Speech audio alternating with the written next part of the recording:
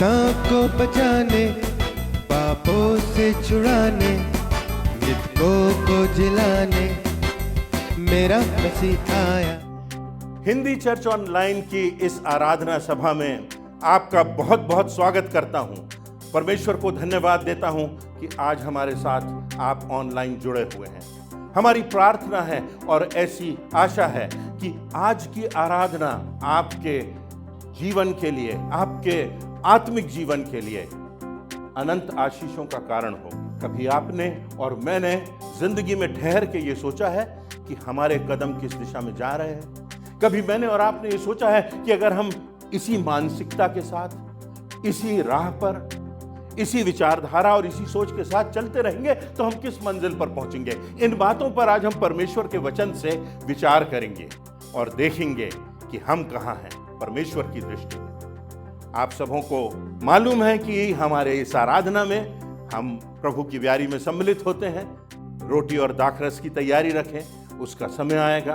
गंभीरता से, धन्यवाद से प्रभु यीशु मसीह के बलिदान को स्मरण करें।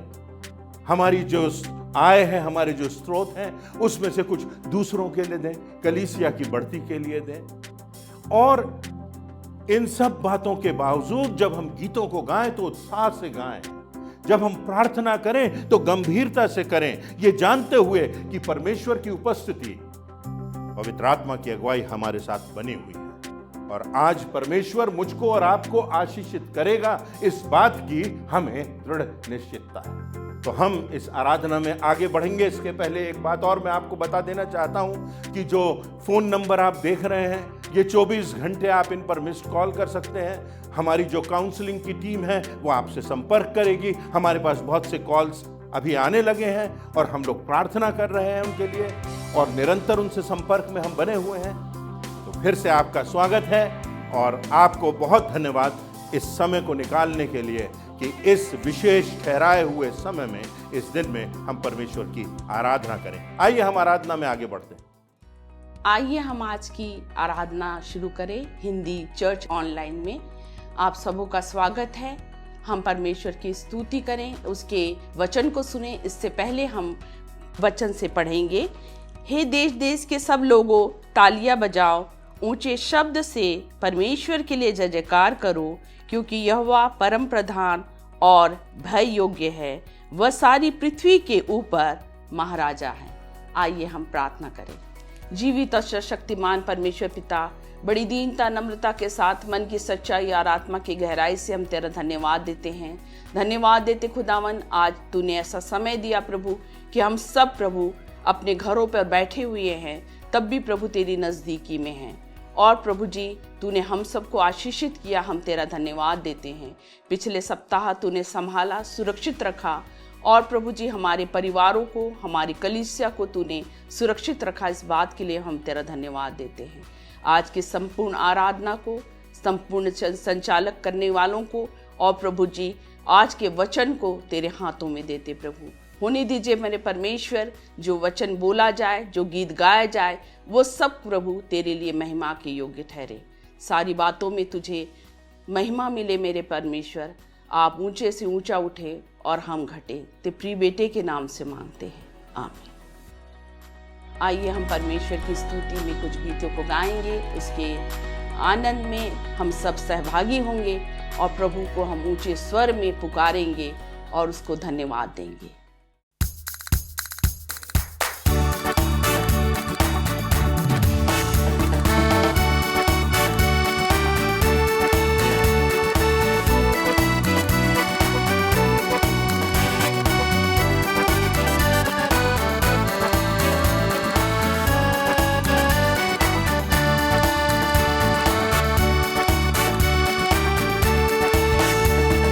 आवाज उठाएंगे, हम साज बजाएंगे, है यीशु महान अपना, ये गीत सुनाएंगे। आवाज उठाएंगे, हम साज बजाएंगे, है यीशु महान अपना, गीत सुनाएंगे।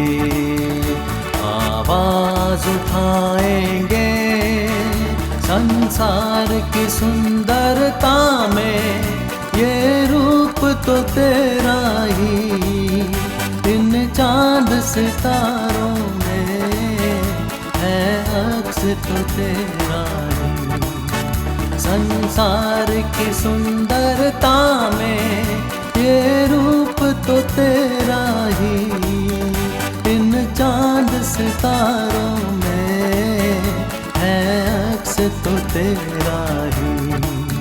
महिमा की तेरी बातें हम सबको बताएंगे, है यीशु महान अपना गीत सुनाएंगे। आवाज उठाएंगे, दिल तेरा खजाना है, एक पाक मोहब्बत का था पा न सका कोई, सागर है तू उल्फत का। दिल तेरा खजाना है, एक पाक मोहब्बत का था पा न सका कोई, सागर है तू उल्फत का। हम तेरी मोहब्बत से दिल अपना सजाएंगे, है यीशु महान अपना ये गीत सुनाएंगे। आवाज उठाएंगे।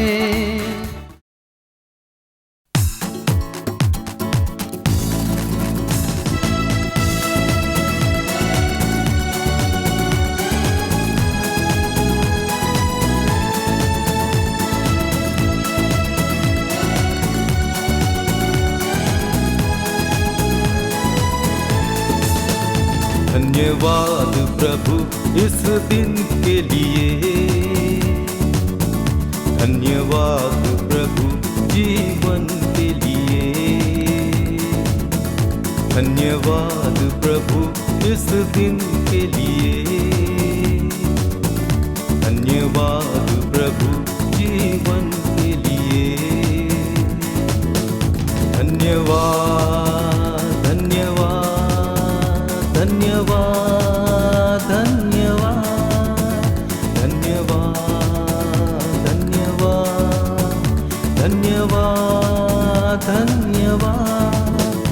आकाश है ऊंचा जैसे प्रभु जी तेरी धरती पर, करुणा है तेरी वैसे प्रभु जी तेरे लोगों पर। आकाश है ऊंचा जैसे प्रभु जी तेरी धरती पर, करुणा है तेरी वैसे प्रभु जी तेरे लोगों पर।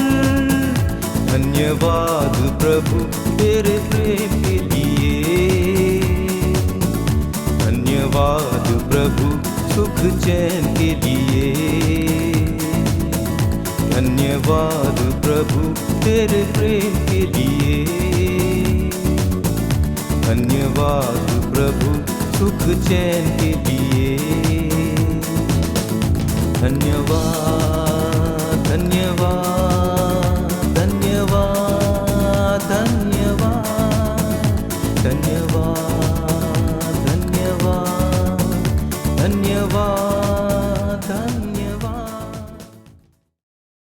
अक्सर जिंदगी में हमको इस बात का ख्याल आता है कि हमारे लिए प्राथमिक मूलभूत बात क्या है, हमारी जिंदगी में महत्वपूर्ण क्या है, हमारी जिंदगी की आधारभूत बातें कौन सी हैं, हमारी जिंदगी में ऐसी कौन सी बातें हैं जो हमें परमेश्वर की निकटता में ले जाएंगी।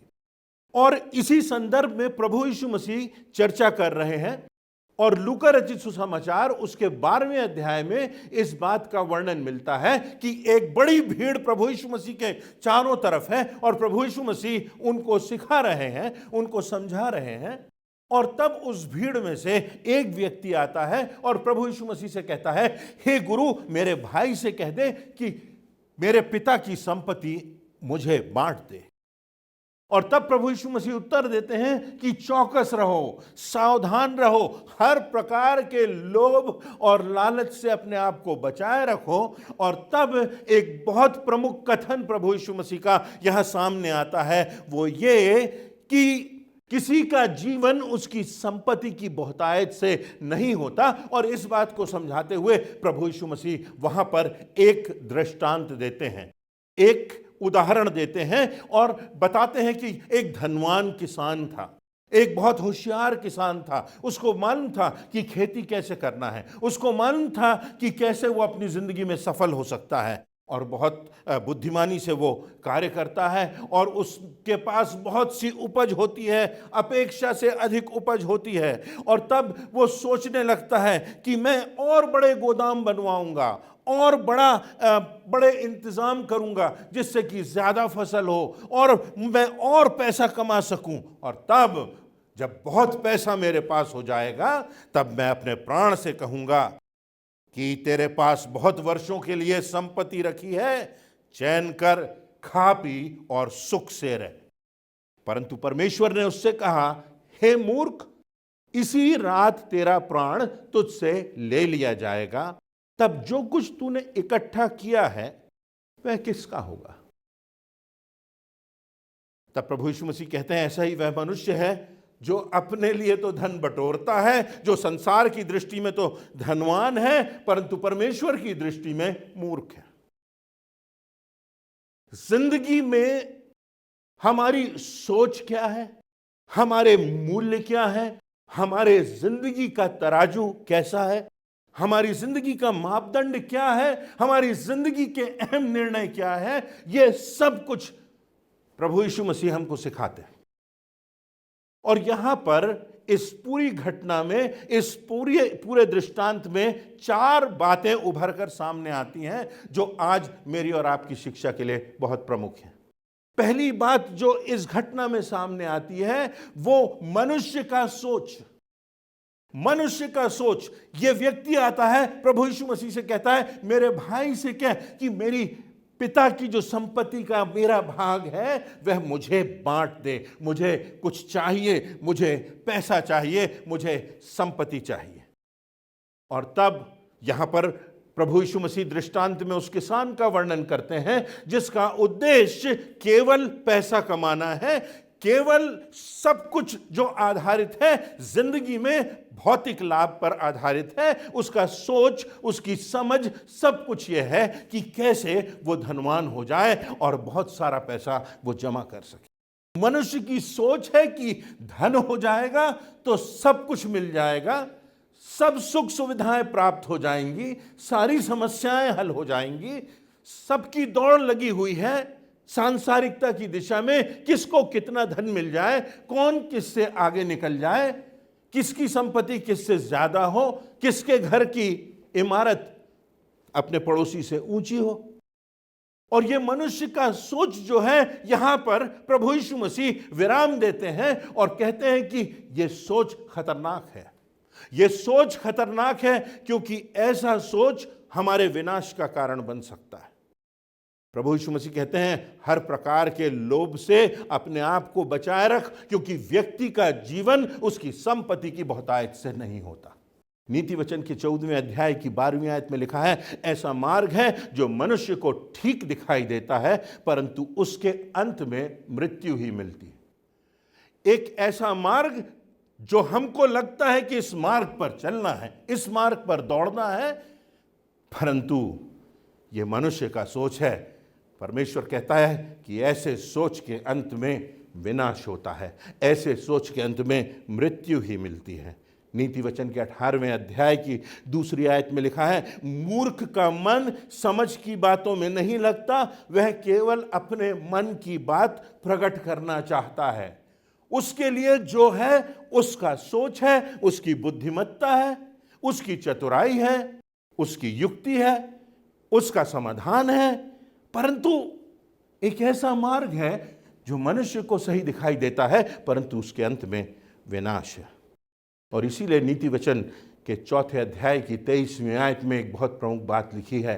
मेरे और आपके लिए वो ये कि सबसे बढ़कर अपने मन की रक्षा कर, क्योंकि जीवन का मूल स्रोत वही है। और अगर आप नीति वचन का अध्ययन करेंगे तो ये बात भी उसके 21वें अध्याय में आ जाती है कि परमेश्वर जो है वो मन को जांचता है। परमेश्वर की दृष्टि हमारे मन पर लगी हुई है। मेरा और आपका मन आज किस बात की ओर लगा हुआ है? क्या हमें केवल अपने नाम की, अपने पद की, अपनी प्रतिष्ठा की चिंता है? आज के दौर में मैंने और आपने देखा है लोगों की भीड़ को, कभी टेलीविज़न में देखा है और कभी साक्षात देखा है।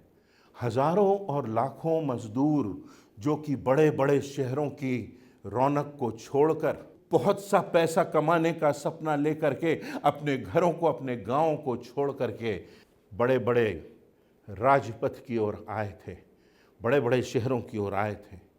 आज इस कोरोना वायरस के दौर में उन्हें इस बात का एहसास हो गया है कि कुछ है जो इस शहर की रौनक से, इसकी चमक दमक से, कुछ है जो ज़्यादा महत्वपूर्ण है। कुछ ऐसा है जो इस धन दौलत कमाने की इच्छा से ज़्यादा महत्वपूर्ण है। वो है अपने लोग, वो है प्यार, वो है अपनापन, वो है किसी अपने के बहते हुए आंसू, वो है किसी का दर्द। जिंदगी में अहम क्या है?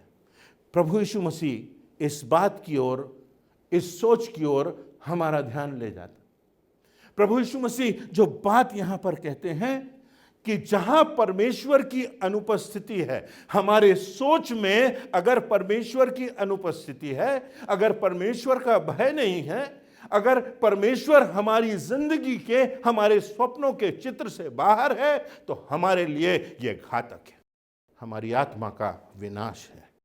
और इसीलिए वो कहता है कि हर प्रकार के लोभ से अपने आप को, अपने सोच को, अपने विचारों को बचा करके रखो, क्योंकि किसी का जीवन उसकी संपत्ति की बहुतायत से नहीं होता। मेरा सोच क्या है? आपका सोच क्या है? क्या परमेश्वर का प्रेम हमारे लिए प्राथमिक है? क्या प्रभु यीशु मसीह का रक्त बहाना हमारे लिए बहुमूल्य है? क्या उस परमेश्वर के प्रेम और उस परमेश्वर की अनंत जीवन की योजना आज हमारे इस भौतिकता की दौड़ से कहीं बड़ी है? मनुष्य का सोच। दूसरी बात यदि हम इस घटना में देखें तो हमारे सामने आती है वो ये कि मनुष्य का मापदंड, जो तराजू है जिससे हम बातों को, परिस्थितियों को, लोगों को तौलते हैं, मनुष्य का मापदंड, यदि हम इस घटना में जाएं, लूका रचित सुसमाचार उसके 12वें अध्याय की 19वीं आयत को यदि हम देखें तो वहां पर लिखा है, और वहां अपना सब अन्न और संपत्ति रखूंगा, जहां बड़ी बड़ी बखारियां होंगी, जहां बड़े बड़े गोदाम होंगे, और अपने प्राण से कहूंगा कि प्राण, तेरे पास बहुत वर्षों के लिए बहुत संपत्ति रखी है, चैन कर, खा पी, सुख से रह। वाह, मनुष्य का मापदंड। इसी में चैन है, इसी में सुख है, इसी में संतुष्टि है कि हम खाएं और पिएं और अपने लिए बटोरें। ये उस किसान का मापदंड है। ये उस किसान के लिए खुशी की चरम सीमा है। यह उस किसान के लिए जिंदगी का परम और उत्कृष्ट स्थान है, जहां संपत्ति है। इसी संपत्ति में चैन है। वो कहता है हमारे लिए कौन सी बात प्रमुख है? उत्पत्ति के 25वें अध्याय में हम एसाव और याकूब का उदाहरण देखते हैं, और हम पाते हैं कि एसाव जो कि बड़ा भाई है, वो आता है, थका हुआ है, घर लौट करके आया है, उसको बहुत भूख लगी है। वो देखता है जो उसका भाई है वो भोजन बना रहा है और उसको भूख लगी है, और वो कहता है मुझे भूख लगी है, मुझको कुछ दाल दे दे, मुझको कुछ रोटी दे दे। और ऐसे अवसर पर उसका भाई उसके सामने एक शर्त रखता है। वो कहता है कि तू पहलौठेपन का अधिकार बेच दे। यदि तू पहलौठेपन का, घर में बड़ा भाई होने का, घर में प्रथम संतान होने का अधिकार मुझे दे देगा, इस दाल और रोटी के बदले में तो बहुत अच्छा होगा। और ऐसा ही करता है। उस दाल और रोटी को पहलौठेपन के अधिकार से, परमेश्वर की दृष्टि में पहलौठेपन की जो आशीषें उसे प्राप्त होना थी, उनसे बढ़कर उसके लिए वो दाल और रोटी हो जाती है, और वो उस दाल और रोटी के बदले पहलौठेपन का अधिकार बेच देता है। और तब आगे यदि हम बढ़ते हैं और नए नियम में आते हैं, तो नए नियम में एक भयानक बात लिखी है, एक चेतावनी है हमारे लिए। इब्रानियों की पुस्तक उसके 12वें अध्याय की 16वीं और 17वीं आयत में लिखा है कि बाद को जब एसाव ने आंसू बहा बहा कर पछताना चाहा, उसने आंसू बहा बहा कर उस चीज के लिए, उस बात के लिए, उस गलती के लिए जो उसने की थी, उसने क्षमा चाही, तो लिखा हुआ है उसको अवसर नहीं मिला, उसको अवसर नहीं मिला। कभी कभी हमारी जिंदगी के मापदंड ऐसे हो जाते हैं कि हमारे लिए कुछ रोटी के टुकड़े, कुछ धन संपत्ति, कुछ अधिकार पाने के लिए हम समझौता कर लेते हैं, परमेश्वर के मूल्य पीछे हो जाते हैं, और हमारे लिए ये धन दौलत, दाल और रोटी प्रमुख हो जाती है, और इसके लिए हम अपने अनंत जीवन को दांव पर लगा देते हैं। ऐसा होता है। और अगर हम अपनी जिंदगी में बार बार ऐसा करते हैं, तो हमें ध्यान देना है परमेश्वर के वचन पर। रोमियो की पुस्तक उसके पहले अध्याय की 24वीं और 25वीं आयतों में लिखा है, इस कारण परमेश्वर ने उन्हें उनके मन की अभिलाषाओं के अनुसार अशुद्धता के लिए छोड़ दिया कि वो आपस में अपने शरीरों का अनादर करें, क्योंकि उन्होंने परमेश्वर की सच्चाई को बदलकर झूठ बना डाला और सृष्टि की उपासना और सेवा की, ना कि उस सृजनहार की जो सदा धन्य है। बार बार परमेश्वर के चिताए जाने के बावजूद, बार बार परमेश्वर के अवसर दिए जाने के बावजूद उन्होंने सृष्टि की उपासना की और सृजनहार को छोड़ दिया। और इसलिए परमेश्वर ने उनको उनके मन की अभिलाषाओं के अनुसार अशुद्धता के लिए छोड़ दिया, अनादर के लिए छोड़ दिया। कितनी त्रासदीपूर्ण बात होगी अगर परमेश्वर की आशीषें, अगर परमेश्वर का अनुग्रह हमारे जीवन से उठ जाए। हमारे लिए कौन से मापदंड हैं, जिंदगी के कौन से मापदंड हैं जो अटल हैं, जो अस्थिर हैं, जो कभी बदलना नहीं चाहिए, जिनसे हमें समझौता नहीं करना चाहिए? वो मापदंड जो परमेश्वर के प्रेम के हैं, परमेश्वर के बलिदान के हैं, जो प्रभु यीशु मसीह पर क्रूस पर खून बहाए जाकर हमारे पापों का मूल्य चुकाने के हैं। उन मापदंडों को हमें भूलना नहीं, और उन्हीं मापदंडों को स्मरण करते हुए बार बार परमेश्वर हमको चिताता है, जब हम इस रोटी में से खाते हैं और उस कटोरे में से पीते हैं और प्रभु यीशु मसीह की मृत्यु को स्मरण करते हैं और धन्यवाद देते हैं कि उसने सारे पापों की ग्लानि हमारी जिंदगी से अलग कर दी, और जो सजा हमको मिलना थी वो प्रभु यीशु मसीह ने स्वयं सह ली। हमारे लिए क्या प्रमुख है? इस जिंदगी की दाल और रोटी और धन और वैभव, या परमेश्वर के मूल्य, परमेश्वर का मापदंड, प्रभु यीशु मसीह का त्याग, उसका बलिदान, उसका रक्त और उसका पुनरुत्थान? तीसरी बात जो इस घटना में सामने आती है मेरे और आपके लिए, वो है मनुष्य का समय। पहली बात मनुष्य का सोच, दूसरी बात मनुष्य के मापदंड, तीसरी बात मनुष्य का समय। लूका रचित सुसमाचार के 12वें अध्याय की 20वीं आयत में यदि हम देखें इसी घटना में, तो लिखा हुआ है, परंतु परमेश्वर ने उससे कहा, हे मूर्ख, इसी रात तेरा प्राण तुझसे ले लिया जाएगा। जिंदगी का समय जो कि ढल जाने वाला है, जिंदगी का समय जो कि क्षणिक है, जिंदगी का समय जो कि एक छोटे से इंटरव्यू के लिए है, जिसमें पास होकर हमें अनंत जीवन की निश्चितता प्राप्त होती है। समय बहुत जल्दी बीत जाएगा, समय बहुत जल्दी बदल जाएगा। आज इन पीड़ा की परिस्थितियों में हमारे लिए एक आशा की बात है, वो ये कि ये समय जो है ये स्थिर नहीं रहता। अच्छे समय में भी हमें स्मरण रखना है और कठिन समय में भी हमें स्मरण रखना है कि ये समय जो है ये बीत जाने वाला है।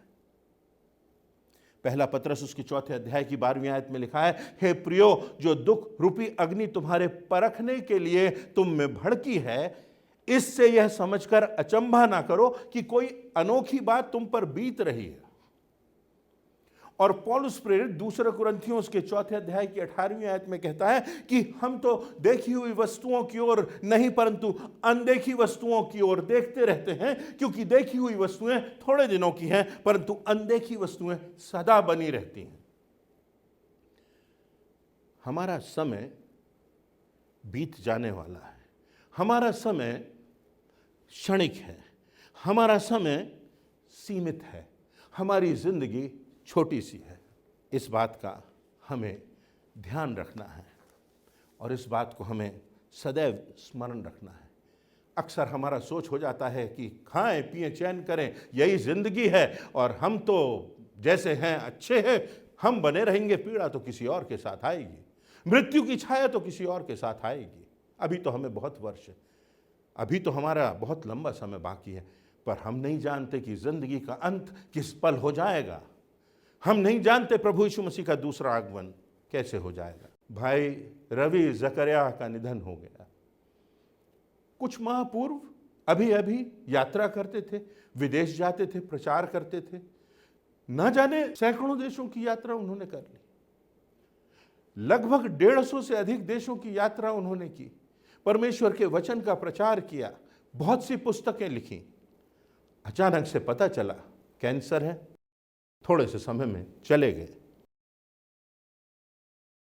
उसी पीड़ा का कुछ असर हुआ। रात में बैठे हुए कुछ लिखने का प्रयास किया, जो थोड़ा बहुत लिखा आपके सामने पढ़ देता हूं। जिंदगी के सामने कुछ प्रश्न हैं। जाने कैसे जिंदगी विराम हो गई, जाने कैसे जिंदगी विराम हो गई, अभी अभी तो सुबह थी, अभी शाम हो गई। दिल के करीब रहकर हंसाया रुलाया तूने बहुत, दिल के करीब रहकर हंसाया रुलाया तूने बहुत, अब कहां कब कैसे तू बेजुबान हो गई। कल ही तो कहा था कि साथ निभाएगी ता जिंदगी, कल ही तो कहा था साथ निभाएगी ता जिंदगी, फिर अचानक किस तरह तू बस मेहमान हो गई। उंगली पकड़ के दूर तक चलना सिखाया था, उंगली पकड़ के दूर तक चलना सिखाया था, फिर कहां इस मोड़ पर तू अनजान हो गई। हर रोज हर पहर लेता था तेरा नाम, सोचा न था तू इस कदर गुमनाम हो गई। इन हवाओं इन उजालों में इतने थे तेरे नाम, इन हवाओं इन उजालों में इतने थे तेरे नाम, फिर आज अंधेरों में क्यों तू बेनाम हो गई। तूफानों से लहरों से किनारों के उजाले तक, तेरे वादों की बेवफाई से अब पहचान हो गई। अभी अभी तो सुबह थी, अभी शाम हो गई। जाने कैसे जिंदगी विराम हो गई। जिंदगी कब समाप्त हो जाएगी हम नहीं जानते, पर इस जिंदगी से एक बेहतर जिंदगी में जाने की निश्चितता हमको है। किसी मनुष्य का जीवन उसकी संपत्ति की बहुतायत से नहीं होता। ये इस पूरे संदर्भ की केंद्रीय बात है जो प्रभु यीशु मसीह मुझसे और आपसे कह रहे हैं। और अंतिम बात, चौथी बात यदि हम देखें तो मनुष्य का निर्णय।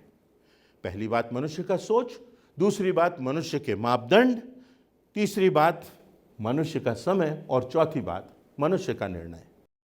प्रभु यीशु मसीह कहते हैं 12वें अध्याय की 15वीं आयत में, और उसने कहा चौकस रहो, हर प्रकार के लोभ से अपने को बचाए रखो। बचाए रखो ये तुम्हारा निर्णय है, चौकस रहो ये तुम्हारा निर्णय है, ये तुम्हारा निर्णय है, this is up to you, this is going to be your decision to determine your destiny. यह तुम्हारा निर्णय है कि तुम इस संसार की राह पर चलोगे या लोभ की राह पर चलोगे। दो ही राहें हैं, एक ईश्वर की राह है और दूसरी अपनी स्वयं की, लोभ की, स्वार्थ की, अहम की, अहंकार की, घमंड की राह है।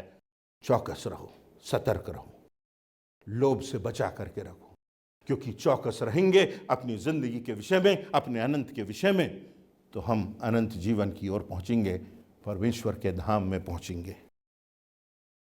और जब परमेश्वर के धाम की ओर हमारे जिंदगी की यात्रा होगी तो उसके बड़े बड़े वायदे हैं, परमेश्वर के बड़े बड़े वायदे हैं। भजन संहिता 23 बहुत सामान्य है, बहुत से लोगों को याद है, रटा हुआ है, बचपन से सुनते आ रहे हैं। यहोवा मेरा चरवाहा है, मुझे कुछ घटी ना होगी।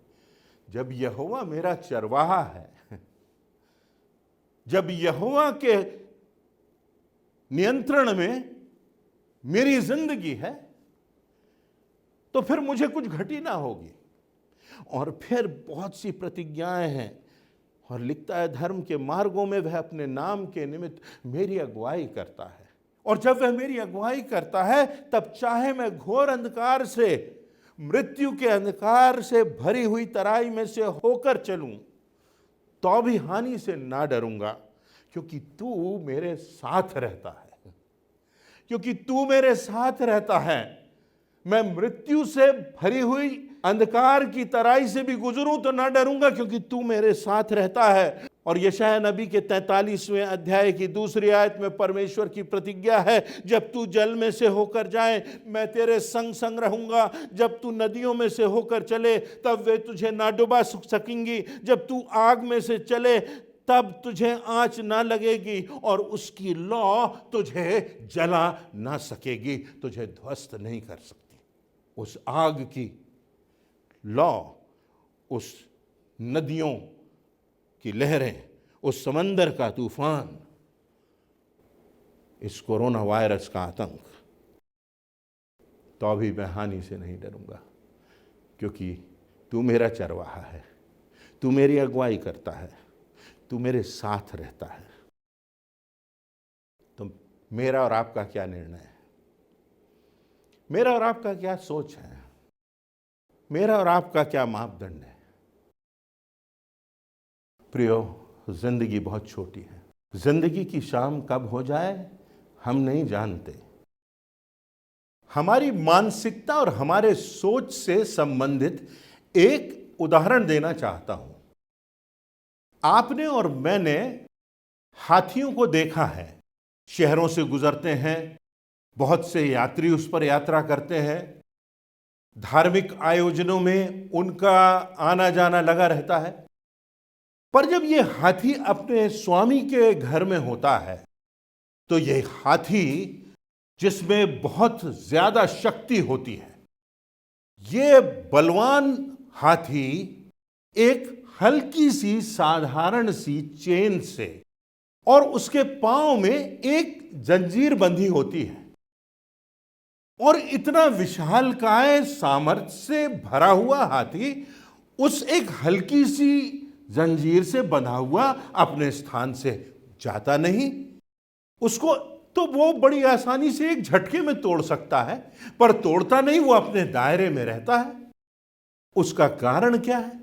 उसका कारण यह है, उसकी समझ नहीं है, वो अपनी क्षमता का एहसास नहीं कर पा रहा है, और वो बचपन से देख रहा है कि वो जंजीर में बंधा है, और उस जंजीर में जहां तक वो जा सकता है वहां तक वो जा सकता है, वही उसका दायरा है।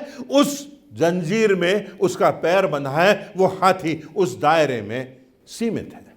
कितनी बार हमारे साथ भी ऐसा ही होता है। हम किसी मानसिकता से मानो बंधे हुए हैं, और परमेश्वर ने हमको सामर्थ्य दी है कि हम उस जंजीर को तोड़ दें, उस जंजीर से निकल जाएं, उस मानसिकता से आगे बढ़ जाएं, उस मानसिकता से सच्ची मानसिकता की ओर, सही रास्ते की ओर आ जाएं। पर वो एक जंजीर की हल्की सी मानसिकता हमको बांधे हुए है। ये मानसिकता हो सकती है हमारी परंपराओं की, ये मानसिकता हो सकती है हमारे परंपरागत दायरों की, जिनसे हम सच्चाई के मार्ग पर निकल नहीं पाते, जिससे हम उस परमेश्वर को जो सृष्टि का करता है उसको पहचान नहीं पाते। ये मानसिकता हो सकती है किसी हमारी बुरी आदत की, किसी नशे की, किसी ऐसी बात की जो शैतान ने हमारे पैर में, हमारी जिंदगी में, हमारे मस्तिष्क में मानो हमको बांध लिया है। और परमेश्वर ने हमें इतनी सामर्थ्य दी है, इतनी शक्ति दी है कि हम उस मानसिकता की बेड़ियों को आसानी से तोड़ सकते हैं। पर हमारा सोच तो हो, हमारा निर्णय तो हो, तब तो हम उससे निकलेंगे। हम अपनी सामर्थ्य को पहचाने जो प्रभु यीशु मसीह में हमारी सामर्थ्य है। लिखा हुआ है, पौलुस कहता है, उसमें होकर जो मुझे सामर्थ्य देता है मैं सब कुछ कर सकता हूं। उसी सामर्थ्य से, उसी मानसिकता से, उसी सोच से हमें निर्णय करना है और उस गुलामी की, उस शैतान की, उस अंधकार की मानसिकता से निकलना है। नहीं तो हाथी के समान हम भी एक हल्की सी जंजीर में बंधे हुए अपने दायरों में, गुलामी में कैद होकर हमारी जिंदगी हम व्यर्थ में गंवा देंगे और अनंत विनाश की ओर चले जाएंगे। जिंदगी कब समाप्त हो जाए हम नहीं जानते। भाप के समान, छाया के समान, भाप के समान कब विलोप हो जाए, छाया के समान कब ढल जाए, घास के तिनके के समान कब सूख जाए, खिले हुए फूल के समान कब मुरझा जाए, हम नहीं जानते, हम नहीं जानते। इसलिए जिसके हाथ में जिंदगी की बागडोर है, जिसके हाथ में अंधियारे के पार उजाला है, जिसके हाथ में सामर्थ है कि तूफानों और लहरों से होकर वो किनारे पर ले जाता है, जिसके पास अनंत की जिंदगी, जिसके पास ऐसा धाम है जहां न कोई पीड़ा है, न कोई आंसू है, न कोई विछोह है, न कोई मृत्यु है, न कोई अलगाव है, जहां सिद्धता है, जहां संपूर्णता है, वो यहोवा मेरा चरवाहा है, वो यहोवा मेरी अगुवाई करता है, वो यहोवा मेरे साथ है। परमेश्वर इन वचनों से मुझे और आपको प्रेरणा दे और हम प्रतिबद्धता से उस परमेश्वर के मार्ग पर जो यीशु मसीह ने हमारे लिए तैयार किया उस पर चलते रहें और इस जिंदगी से गुजरकर मृत्यु पर विजयी होकर अनंत का जीवन प्राप्त करें। ऐसी मेरी प्रार्थना है, यही मेरी आशा है। परमेश्वर हम सबों को आशीष दे। धन्यवाद। आज के सुंदर और प्रेरणादायक वचन के लिए हम परमेश्वर पिता को धन्यवाद देते हैं। और अब हम आराधना के केंद्रीय भाग में पहुंच चुके हैं और अब समय होगा प्रभु भोज का। और इस विधि में शामिल होने से पहले हम अपने मनों को तैयार करेंगे इस गीत के द्वारा।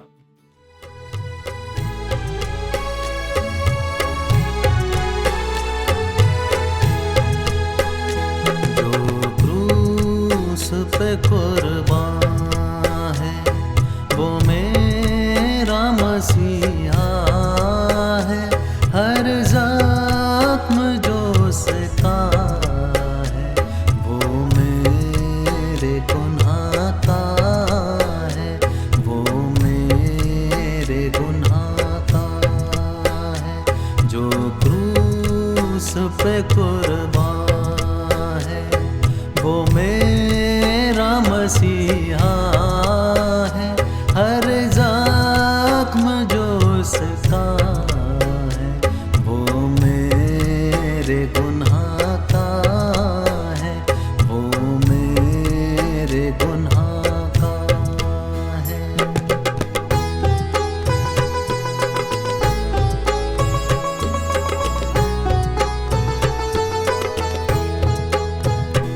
इस दुनिया में ले आए मेरे ही गुनाह उसको, मेरे ही गुनाह उसको। ये जुल्म सितम उस पर मैंने ही कराया है। जो क्रूस पे कुर्बान वो मेरा मसीहा है। हर जख्म जो